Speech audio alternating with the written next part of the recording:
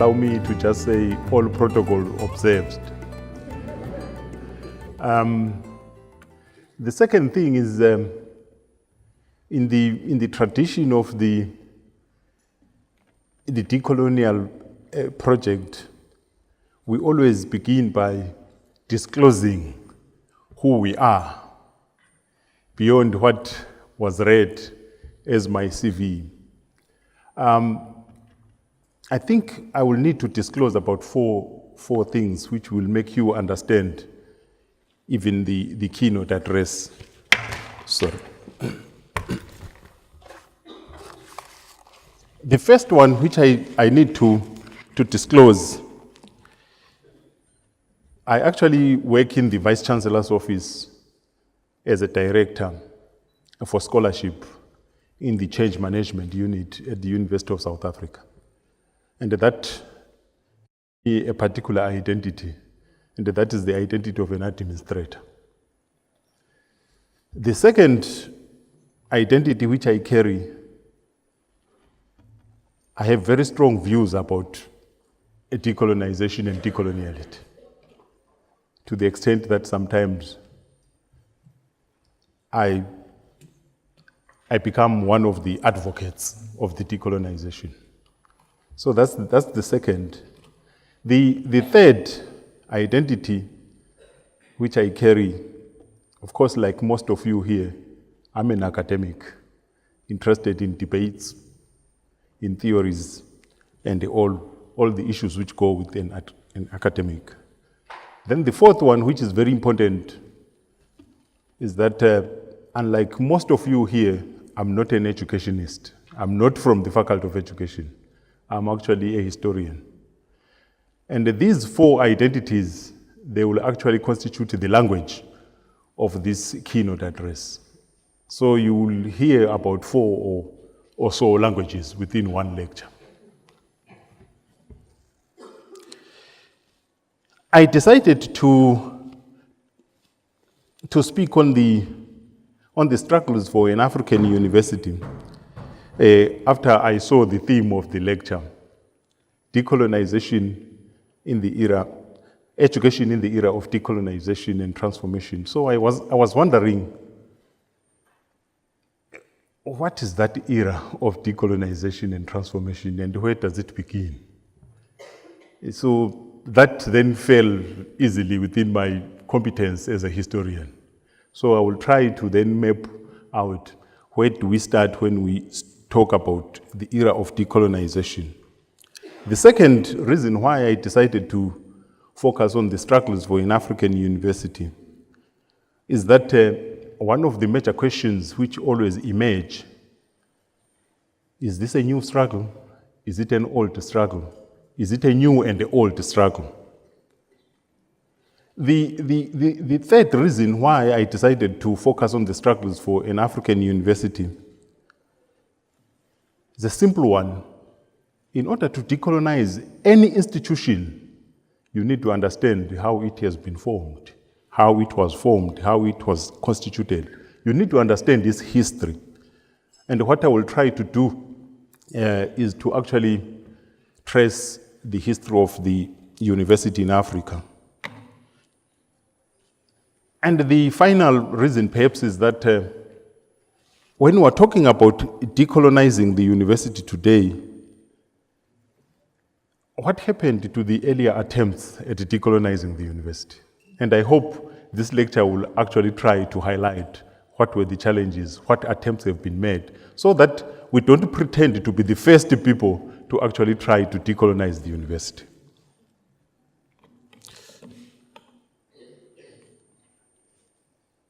I'm not sure whether this thing works.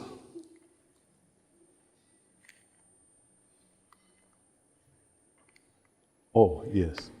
So that's briefly what I'm going to try and deal with. I will start with opening the canvas on the decolonization project so that we understand why we still talk about decolonization almost 60 to 70 years after the achievement of so-called political independence. So I will begin to introduce the broader discursive terrain within which we debate and think about decolonization. And I will try to be, the major problem with trying to be simple, sometimes you become simplistic. But I will try so that everyone understand to talk about the context within which we talk about decolonization. And in that context, I've depicted it as the three empires. The first empire which needs to be understood is the one which we call the physical empire. And the physical empire, we can trace it as far back as the 15th century. And the physical empire depended on possession of colonies. And it was the physical empire that is well known. And it is the physical empire which actually ignited what we call political decolonization. The political decolonization, with specific reference to Africa, the political decolonization of the 20th century. And if you want to understand it, you need to go back to Kwame Nkrumah's statement, "Seek ye the political kingdom, and all else will be added unto it." That's the physical empire, and you need not to confuse it with the other empires. The second empire which needs to be understood, if you want to understand the whole issue of why you are talking about decolonization today, is the commercial military empire. That one does not depend on the possession of territory. And when Kwame Nkrumah was talking about neo-colonialism as the last stage of imperialism, he was actually talking about the commercial military empire. And that commercial military empire is constituted by a number of institutions such as the IMF, the World Bank, the World Trade, GATT, and the ETC. And the existence of that empire ignited what we call economic decolonization. And one of the signal events or signal demands under economic decolonization was what we call the demand for new international economic order. And a number of other initiatives, including the Lagos Plan of Action and the NEPAD, that has been attempts to deal with economic decolonization. But what actually preoccupies us, particularly in the institutions of higher learning, is the other empire, the third empire, which is the metaphysical empire. That one is very hard to see. You will need really to have techniques of seeing it because it is invisible, but it is one of the most dangerous. And you can actually read about it in the works of Nguku wa Thiong'o, who actually argues that while we might have succeeded in dismantling the physical empire, we have not succeeded in dealing with the metaphysical empire. And the metaphysical empire subsists in the invasion of the mental universe of the colonized people. That is the invasion of the minds.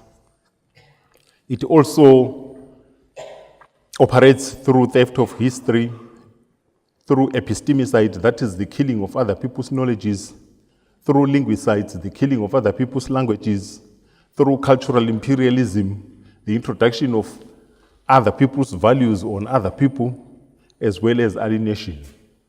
And it is the existence of this empire which actually leads us to talk about epistemological decolonization. Taken together, the commercial military empire plus the physical empire then led the Latin American theorists to talk about global coloniality or coloniality. And they argue that instead of moving from physical empire to post-colonial or post-racial world, we actually moved into global coloniality.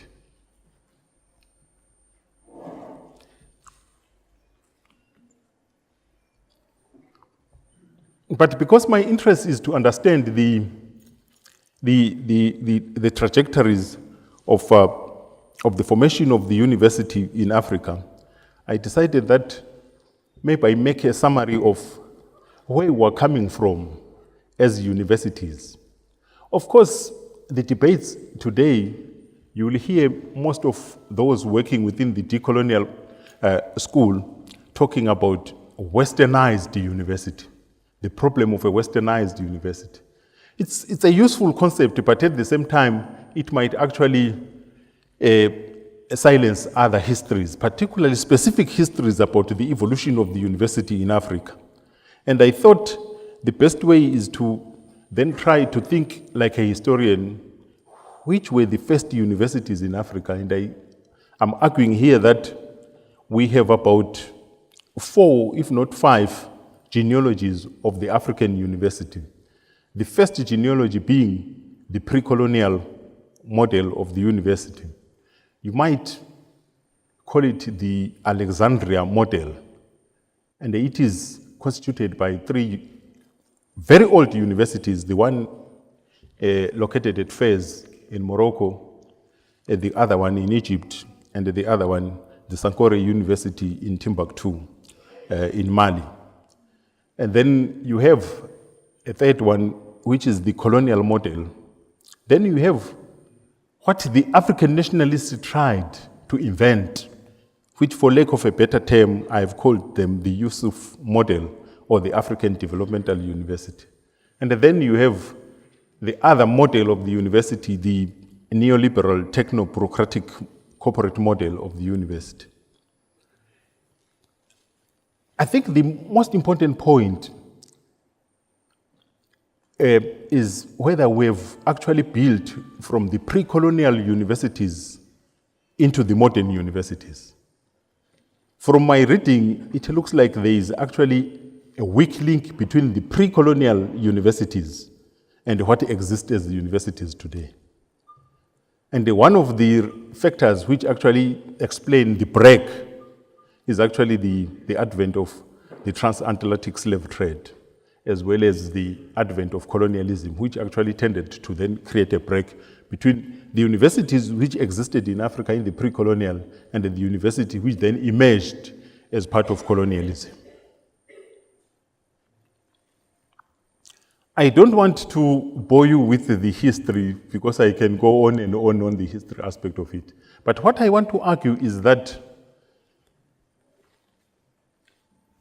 we all want universities. There are some people who think that when you talk about decolonizing universities, you want actually to destroy the universities. One argument which I want to present, building from the work of Gayatri Spivak. Gayatri Spivak, when he was asked about the issue of human rights, she argued that they are very problematic, but at the same time, they constitute that which we cannot want. That's the same argument which I'm presenting about the universities. They are problematic, but they constitute that which we cannot want. And that will become very apparent as I move to the next slide. Because the universities were not just imposed by colonialism in Africa. After all, Africans actually fought for the universities to be in Africa. That point is normally actually lost when we feel like universities were actually just imposed by colonialism. Anyway, the colonialists were reluctant to actually establish universities in Africa. It was actually the early African educated elites, such as James Africanus, Houghton, Edward Blyden, and the others who actually agitated for the establishment of universities in Africa when the colonialists were actually refusing to establish universities in Africa. And the interesting part about these early struggles is that what we're talking about today as the decolonization or the era of decolonization needs to be traced as far back as that period. And that is the period as far back as the 1860s and 1870s. And you can tell from the struggles, the early struggles, that they were actually talking about some of the things which we are actually talking about today. And there were already divergences. There were some who were saying the university which we want in Africa must actually be an undiluted Western university. There were some who were actually arguing that we want undiluted Western university in Africa. Then there were some who were saying from the beginning, and I think Edward Blyden becomes actually the first from my reading to talk about the African university, that we don't want a transplant of a European university into Africa, but we want an African university rooted in African culture, in African intellectual climate. And he actually gave reasons why he thought it was necessary to have a very particular African university, because he says that university must actually do away with the despotic European influences which actually warp and crush the Negro mind. And he argued that that university which we want, the university in Africa, must actually develop African personality, and they must actually be predicated on African languages, African songs, and African traditions. And you can see the debates that there was no consensus, because others, they were saying, we want this university not to disturb the African particularities. And it was the other, Castley Hayford, who actually spoke about indigenous African university. And his argument was that that university is to preserve in the student the sense of African nationality. So you can tell that this era of decolonization is not an era of today, it's an era which actually has a long history. I don't want to dwell more on this, but the point with this next slide is actually about how colonialism was reluctant to establish universities in Africa. And they were arguing that in order for universities to be established in Africa, they must first of all be strong secondary schools. And they also argued that who is going to fund the universities? So what they had done was actually to relegate the education sphere to the missionaries, who were providing mostly primary and secondary education. As I tried to actually trace the genealogy of the universities, I then discovered that for South African universities, you will need another lecture to actually understand the genealogy of South African university, which is relatively different from the genealogy of the universities in other parts of Africa. Because, as I argue, South Africa was imagined as a little Europe at the southern tip of the continent. It has some of the oldest universities, unlike the other parts of the continent. And if you call me again, I will come and actually give the genealogy of the South African universities specifically. Today, whenever the students demonstrate and they say we demand free education, free quality and decolonized education, the government responds with the commissions of inquiry. That also is not a new behavior of governments. The colonial governments were actually doing the same. Immediately you demand the university, they then instituted commissions of inquiry. And those are some of the commissions of inquiry. But the most important commission of inquiry is the one, the Asquith Commission from 1943 to 1945, which actually became the blueprint, particularly in British Africa, whereby universities had to be colleges of the metropolitan universities. So if Blyden, Hayford, and others, they were demanding an African university, what they were given was not what they demanded. What then came into being was something else. That is, university colleges in Nigeria, in Ghana, and later in Rhodesia and many other places. But I think for educationists, what is important is the nature of the colonial education, because that is what is actually leading us to talk about the need for decolonization today. The nature of colonial education, I think we need to understand it from the beginning, particularly when the missionaries were actually offering the education. I was reading about how the missionaries established secondary schools in Uganda. And their rationality was that the family unit was a major problem. The African family unit was a major problem. They tried to teach African students about another civilization, other values. But during the evening, the parents impact something else. And how they then tried to resolve that problem, they then created boarding schools so that they take away the children from the parents, the corrupting parents, if that word can be used. The parents who, when were trying to civilize, they then impact barbarism again. So they then took the young boys and girls into secondary schools. I'm raising all this because you will need to understand the beginning of desocialization, which actually leads to alienation.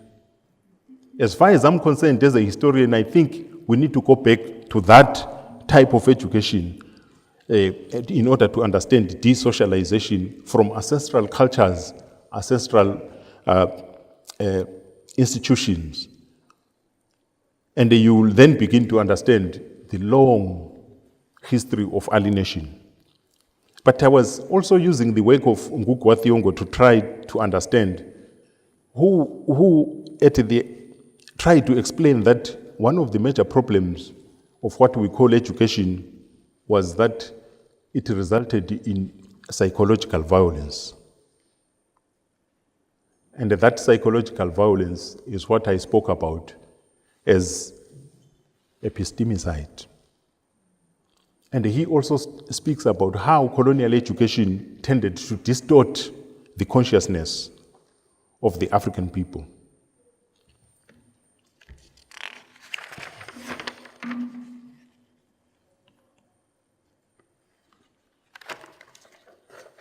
And it is in Nguku wa Thiong'o's analysis that you will then understand what I termed the physical empire. And he says, it invades the mental universe, and that it does through what he gave the example of detonating a cultural bomb at the center of Africa. And he also, trying to be very relevant to the people who use computers, he actually says, this issue of invasion of mental universe takes this format. Get a few natives, empty their hard disk of previous memory, and download into them software of European memory.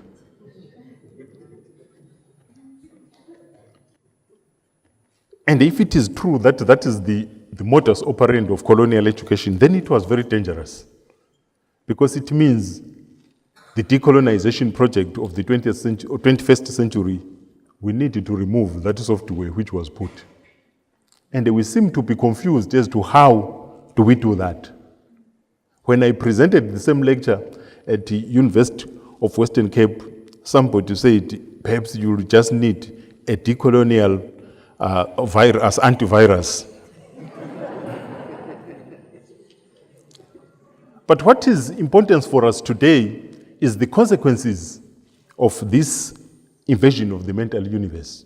And Nguku wa Thiong'o actually elaborated in such a way that everyone will understand. He says, the effect of the cultural bomb is to annihilate a people's belief in their names, in their languages, in their environment, in their heritage of struggle, and in their unity, in their capacities, and ultimately in themselves.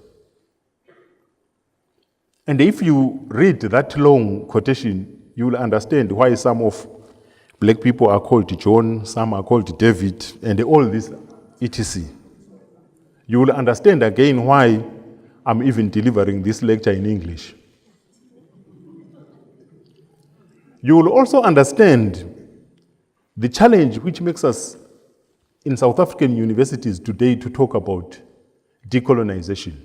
Because we're talking about decolonization because what we realize is the crisis of relevance of what we do. And the crisis of relevance of what we do come in two ways. First of all is what practical relevance, which speaks to the skills which we actually instill on the graduates.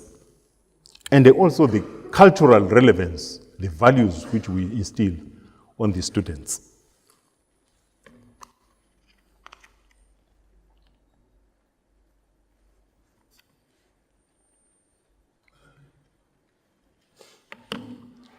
I think that would be enough on the background on colonialism. The next important phase of the development of education in Africa happens under the leadership of Africans. And one of the points which I want to express is that colonial education presented itself in a very seductive form. For a people who have been denied being, for a people who were actually pushed into the subcategory of humanity, education was given as something which will raise you from the zone of non-being into the zone of being.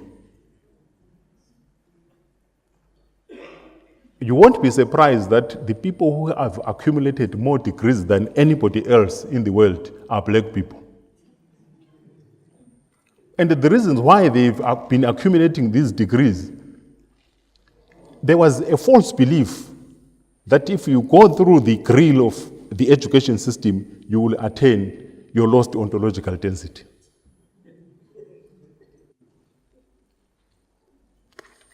And immediately they then discovered that that was not true. It is again those who had traveled that path who actually led the anti-colonial struggle. They actually discovered that the racial ceiling was too low. You can knock and knock, they won't admit you. You can knock and knock, they will always raise your color as a major disability. And immediately you then hit that ceiling, that's when you remember your people. It is then that a person like myself and everyone here, you know this saying which says if you have no PhD, you are incomplete. If you have a PhD, you are totally finished. Because the issue is you then travel the whole path of coloniality. When you become a professor, you don't even know what we have done.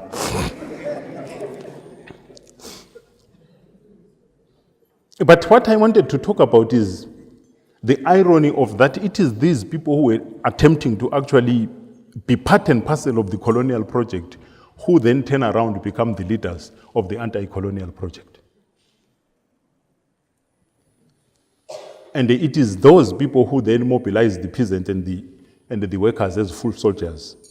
And again, we don't know whether the intention was actually to destroy the colonial system or actually was now to knock even harder and they say, if you don't admit me, look at what I have at my back. And indeed, they took over the state. And they did some attempts at decolonization. And to them, they understood decolonization as part of deracialization of the personnel, whereby they then changed VCs from white VCs to black VCs. And they also understood it in terms of increasing access. And as I said, that there is nobody who actually said, I don't want the university. Everyone wanted the university. And they then came with this slogan, one country, one university. And they created a lot of these universities. And some of the universities, they then changed them from colonial names into vernacular names. University of Rhodesia, where I studied, became University of Zimbabwe. But that was a limited form of decolonization, in the sense that you can change the name, but if you have not changed the actual foundation of the epistemology, then we have not done much. And what is happening now, in Zimbabwe we have about 13 or so universities, if not more. But the idea is that you then do specialization, you reproduce the same model of the university, maybe at district level and provincial level. And here in South Africa we have new ones, Sol Plaatje and the University of Mpumalanga. How different are they from University of Witwatersrand? Except that we are just covering the ground, but using the same model of the university. The problem, the challenge which faced them at that time, as a product of the colonial system itself, they wanted to maintain something and to destroy part of it. So That's the challenge which we are facing even today, that there is something called standards, international standards, but there is also the imperative to indigenize and Africanize. How do you balance those two? And Julius Nyerere, when he became the first black chancellor of the University of East Africa, which actually incorporated University of Dar es Salaam, Nairobi, the University in Nairobi, as well as Makerere, he put it very clear. He said there are two possible dangers facing a university in a developing nation. The danger of blindly adoring mythical international standards, which may cast a shadow on national development objectives, and the danger of forcing our university to look inwards and isolate itself from the world. And that is still the challenge which we are facing at the moment. But it was Al-Mazrui who even elaborated on that one and saying the university has actually to take into account three issues. A university has to be politically distanced from the state. It has to be culturally close to society. And thirdly, it has to be intellectually linked with the wider scholarly and the scientific values of learning. I'm raising all this because it is still facing us today. When we're talking about the issue of community engagement, we are actually talking about how the university becomes closer to society. The achievement of the African anti-colonial struggle, they attempted to develop what they called the African Developmental University. And that African Developmental University was supposed to perform about 5 tasks. The first, it was supposed to play a role in nation building. That is, it was supposed to contribute in forging the nation out of people of diverse identities. It has also to play a role in socio-economic development and the promotion of national consciousness, Pan-Africanism, and it had to be loyal to the state. And these 5 issues, they were part and parcel of what was by then defined as the African Revolution. And indeed, we mustn't forget that in the 60s, the campuses became very vibrant sites of debates on fundamental issues of the time, nationalism itself, socialism, democracy. They looked like there was a moment when Africans were sure where they wanted to go. Unlike us today who don't even know where we want to go.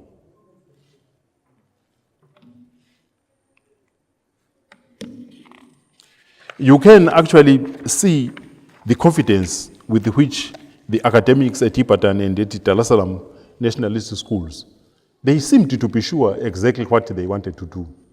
And they actually did something, particularly in the decolonization of my field of study, which is the field of history. They actually made inroads. They actually brought in new methodologies, oral tradition, and they even argued that colonialism, while it is important, is not actually, it's a mere episode in African history. African history is longer than the era of colonialism. But what is not clear, was this Africanization or decolonization? That is the question which we need to deal with. Was this, they might have succeeded in Africanizing African history, but did they decolonize it? And if you read the works of Jacques Depelchin, he argues that even what we call African history today is not African history at all. Because the themes, the periodization and everything is a replica of what is happening in European history.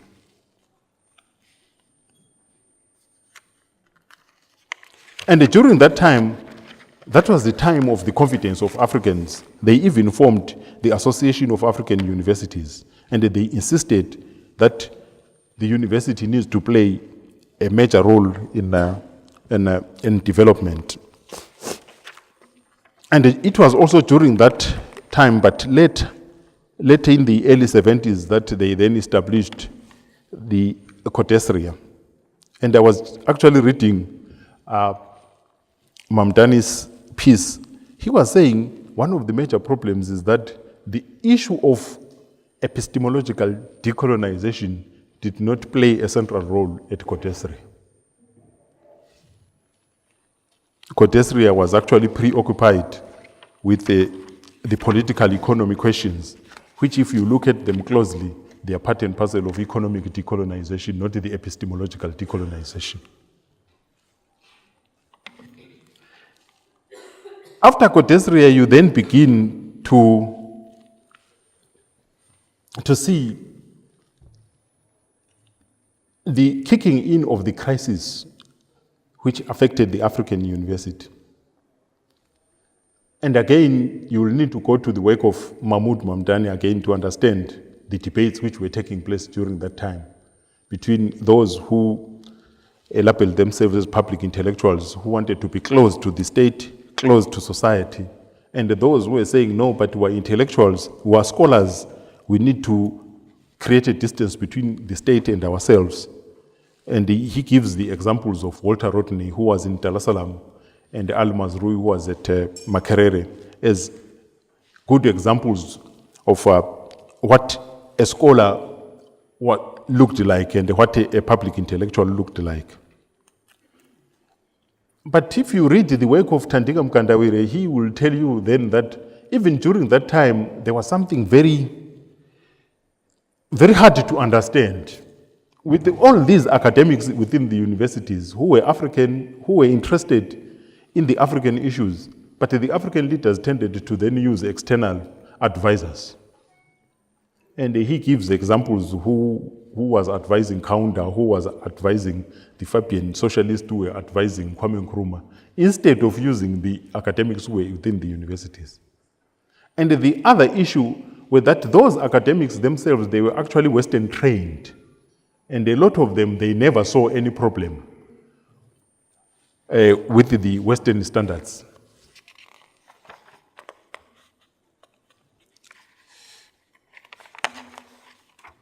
I'm actually moving on to the crisis now.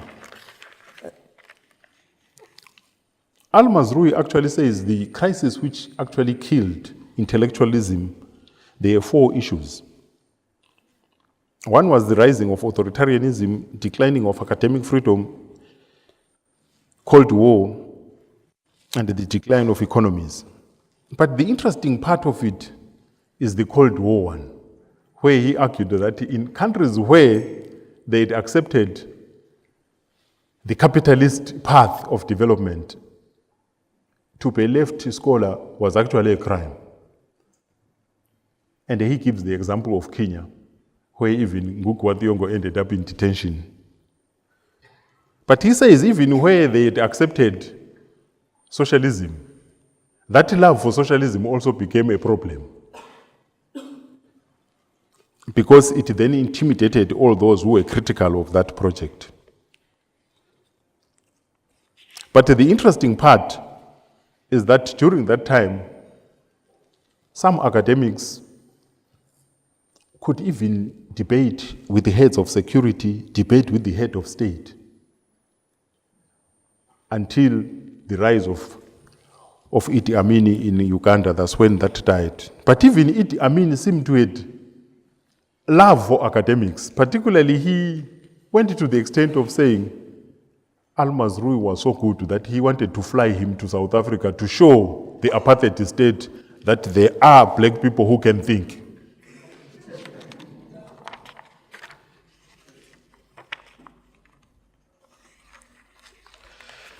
The other parts of the presentation are actually a well-known story, the issue of the decline of the universities, and I won't waste time on those. But I want to say the decline of the universities then resulted in the rise of what we call corporate university, the university which we're trying to change today.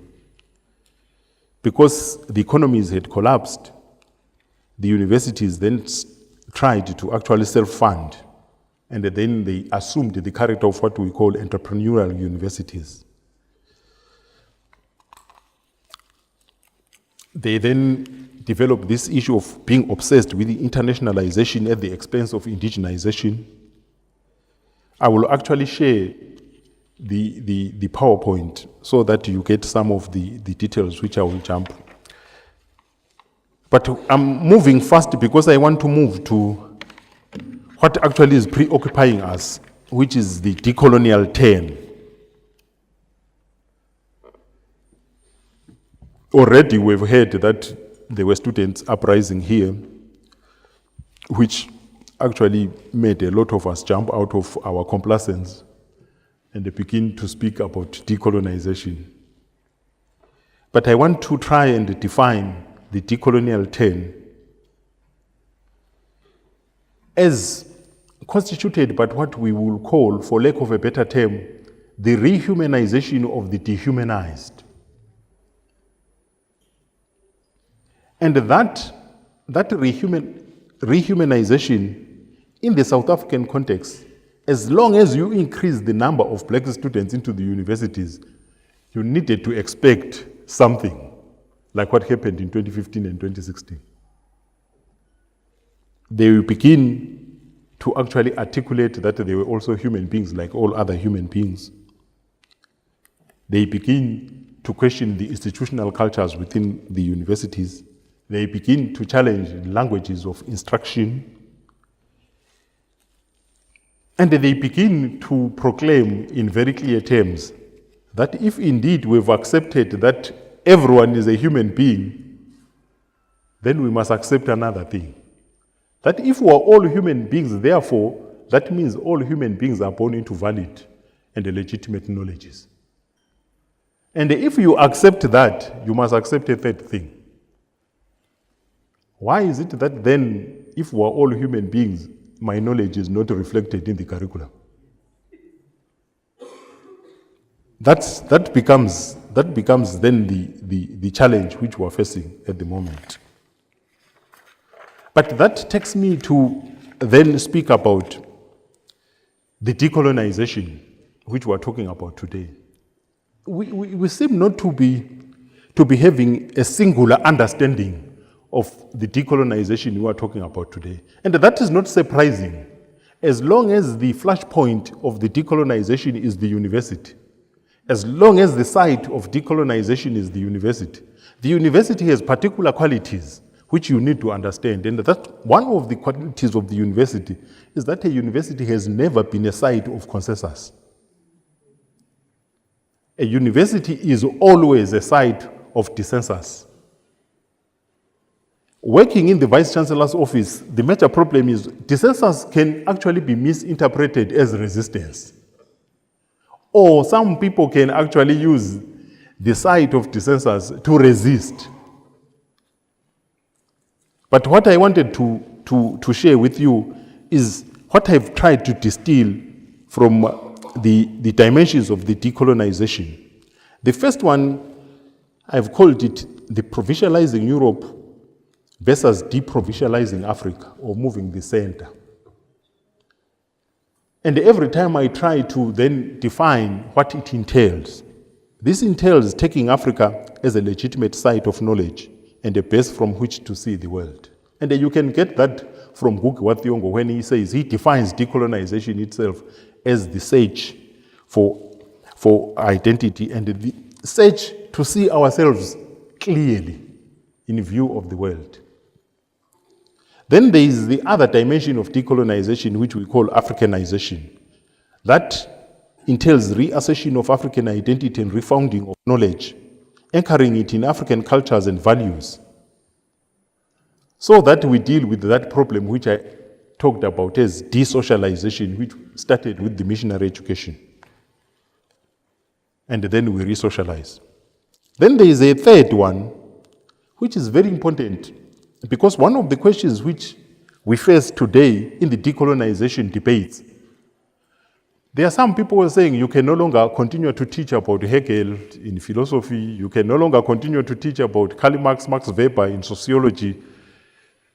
One of the major problems is the idea of decolonization as substitution. Remove this one and put that one.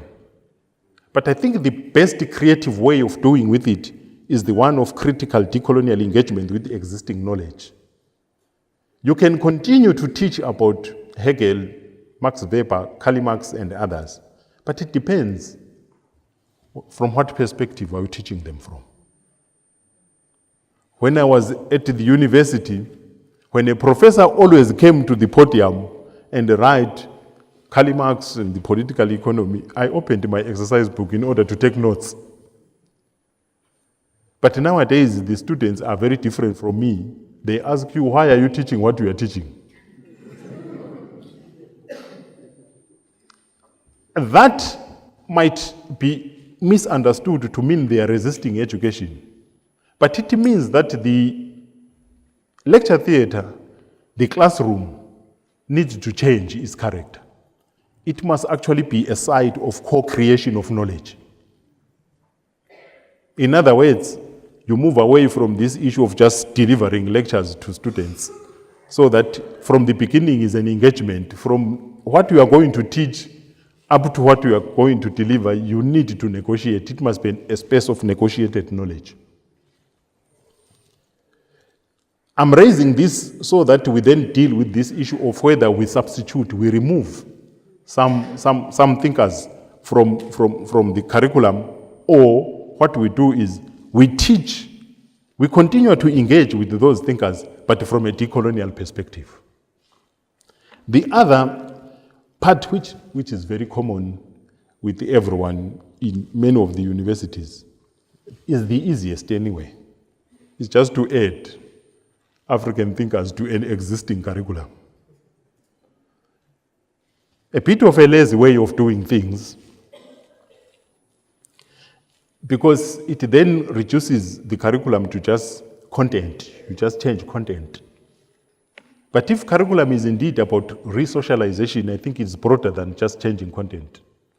And secondly, to actually be short-changing the African thinkers to just add them to what they are actually opposing.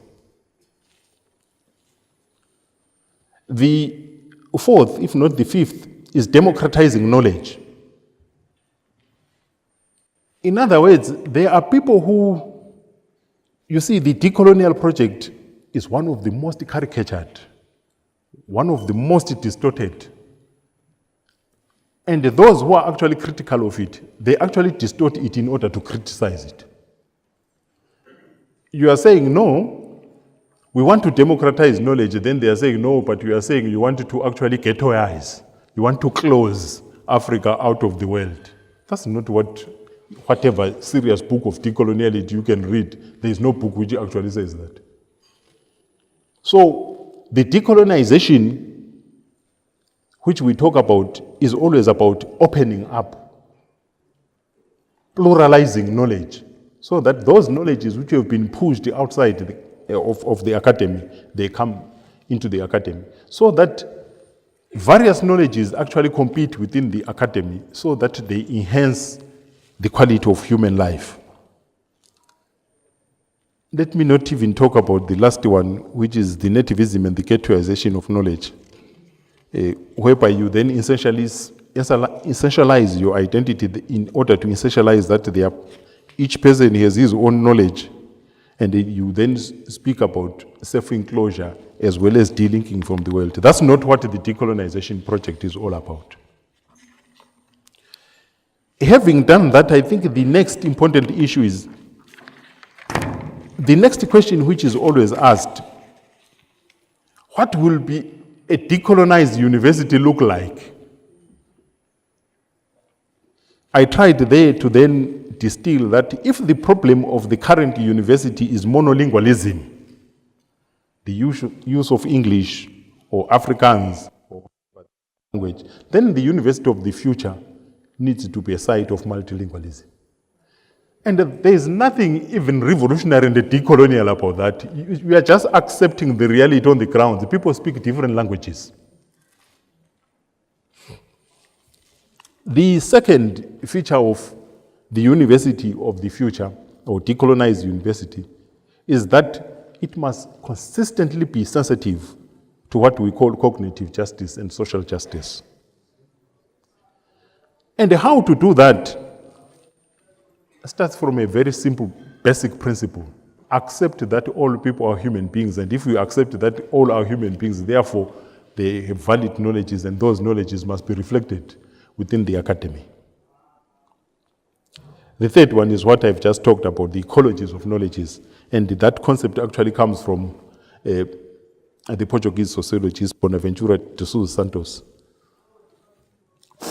Various knowledges brought into the academy so as to enrich the debates. It's not that when you then talk about decolonization, then you are saying you are lowering standard, you are doing all this other. That's a distortion of what it is saying. And if you run away from that, you must understand that the decolonization is not an easy project. The university of the future needs to be a recapacitated university. During the height of the students' uprising, 2016-2015, I went to South African Broadcasting Corporation twice.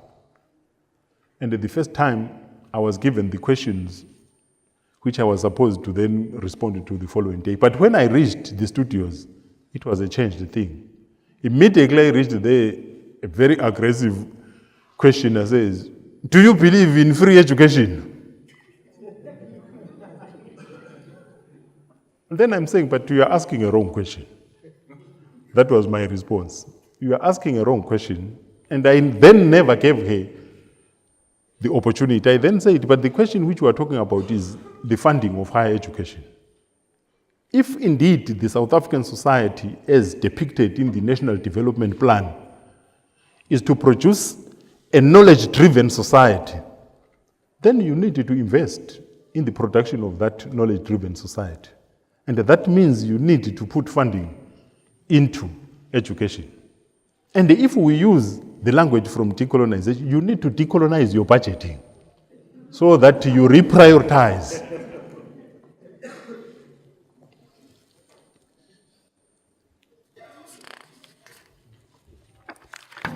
Maybe let me conclude. I think I've said a lot.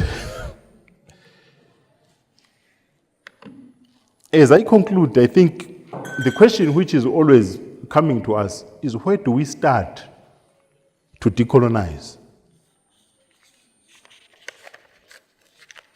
Who is the problem here? Because unless you identify who is the problem, therefore you don't know where to start to change. If this curriculum, which is very problematic, was written by you and me, and it is you who is implementing it and me, so where is the problem? Is the problem not you and me?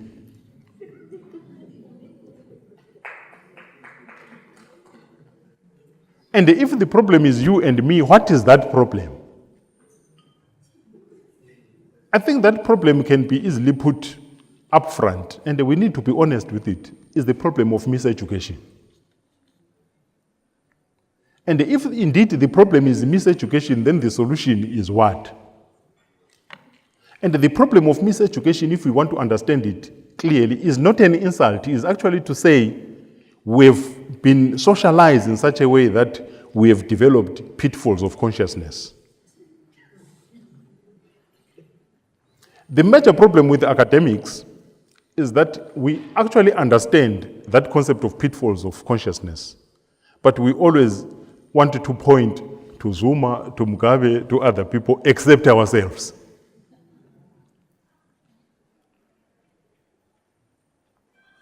And I think the humility which we need to debate, to actually accept, is that if indeed we agree that the universities which produced us were problematic, they were a faulty, they actually is a factory which is faulty, it means these products are also faulty. And immediately you understand that factory fault, you are actually beginning the decolonial consciousness.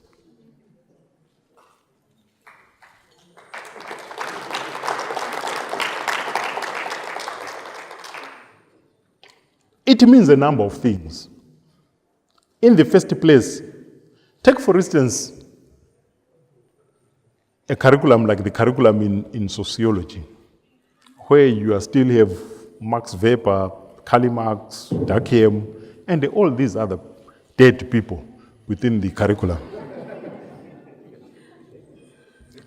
If you look at it and somebody asks you, where are these people coming from? And you accept that they are all from Germany.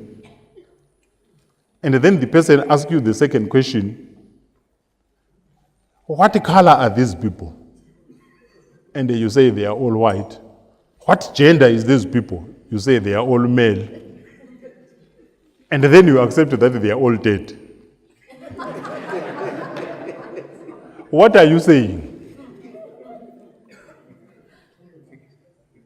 Once you ask yourself those critical questions, then you will begin to change. We accept the concept of standing on the shoulders of a giant as we produce knowledge. But you can't stand on the shoulders of dead people. You are always standing on the shoulders of people from one country. There will be a problem somewhere. And once you are aware of that, then you can change the curriculum. Then the other thing, which is very important, is surprising that it actually happens with us African scholars here, who see no problem with the education, the knowledge, and the thinking. Whereas even Europeans are accepting that there is a problem with this knowledge. If you read the last book of Patrick Chapal, The End of Conceit, he actually admits that the tools which we have been using, methodology and everything, is no longer up to scratch. If you read the work of Immanuel Wallerstein, he actually comes out openly to say, no, this knowledge, the social science of the 19th century, which was useful during that time, is no longer useful today. And who are we to continue to say it is useful? That is why one of the things which we need to develop, we need to rethink the thinking itself. The thinking which took us to the current problem cannot be the thinking which takes us into the future. And that means we need to actually mobilize other knowledges. When we're talking about the association in the morning, there was that talk but there are other forms of knowledges, and we need to bring those into the academy. And all that, finally, it means that we must agree to learn, to the issue of learning to unlearn in order to relearn. We have pedagogies of always learning something new, but the pedagogies of unlearning, I'm not sure whether we have. But as we speak about pedagogies, we need also to think about what we call, what will be a decolonial pedagogy look like? A decolonial pedagogy, at the center of it, must be care and love for those who have undergone the sentence of history. Thank you so much.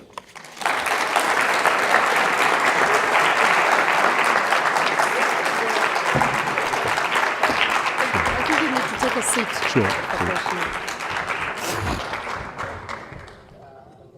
Thank you, Professor, for such a wonderful keynote address. I'm sure you've got a lot of questions that you'd like to ask. And you would see that it's 1:20 now. I'll allow 2 questions, not with preambles, please. So that we can just start that conversation. And you can also talk to Professor during lunch, and he's going to be at the conference for the duration of the conference. So I'll take 2 questions. Do I have anyone who would like to go on? Yes, Chair.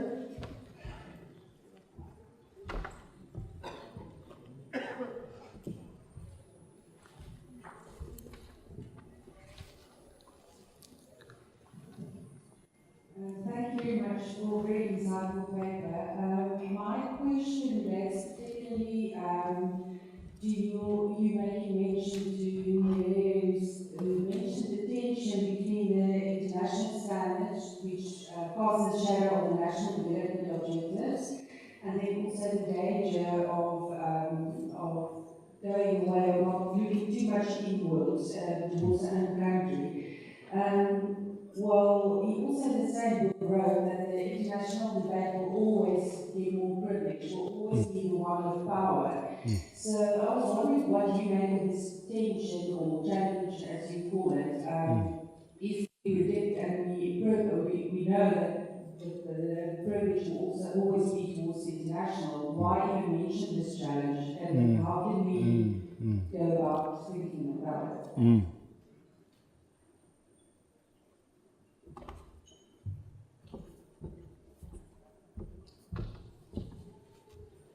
Okay, those will be the only two that will take from this. Thanks, Scott. One thing, I mean, there's a few things that you mentioned, but there was only one thing that actually confused me and so badly with me, is that of when you're talking about the University of Diffusion, you mentioned the recapitalized university, which can be accessible to all. How do you put these two concepts together? Recapitalization classes. Yes.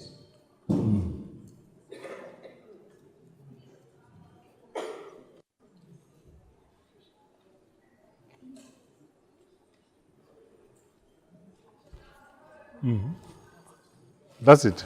Okay.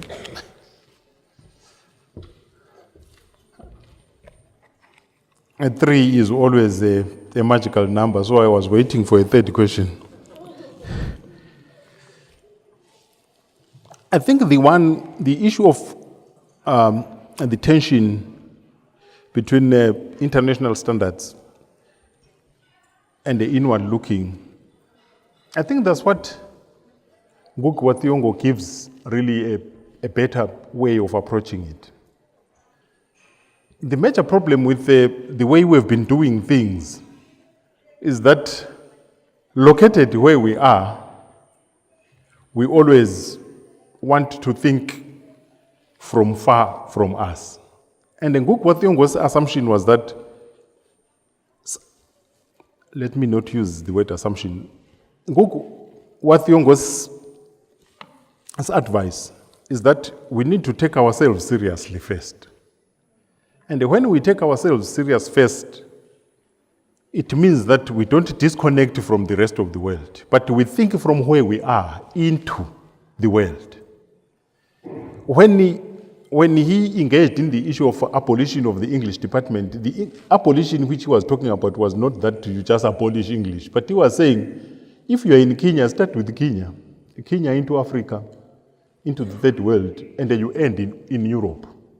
And that, because one of the major issues which I did not talk about when I was talking about epistemicide, linguicides, is the issue of appropriation.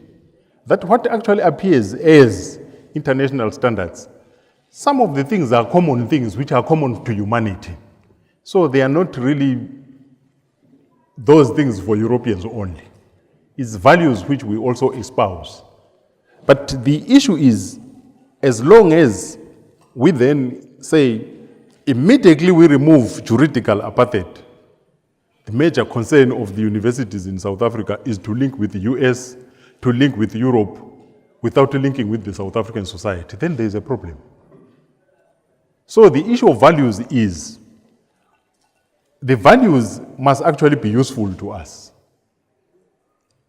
And the major problem is the university needs to take seriously its context. And when we are talking about this context, there are not only two contexts, the external and the internal. Nelson Mandela University has its own context, different from UNISA. Universities in South Africa have their own South African context. There is the Southern African context of late decolonization. There is the African context. There is the global South context. And then you end with the European and the American context. But we always jump to the American and the European context. So that, to me, would be my simple response. And I'm using the word response advisedly. I don't answer questions, I respond. Recapitalization. I think I've already answered that question when I tried to explain the issue of what do we mean when we say, when students talk about access to universities. And I said the issue which we're talking about cannot be captured by this simple word, yes or no. Do you want free education or yes or no? The issue is about the funding, the investment into education. When I was presenting about the onset of the crisis in Africa, one of the major problems which made governments not to fund universities, there were two issues. Of course, the economies were collapsing, but there was another idea that the universities were opposition to the state, and they were supposed to be allowed to collapse. But in a country like this one, where you have a national development plan which specifically says we want to create a knowledge-driven society, I think automatically it means you need to rethink your funding model. I will end there.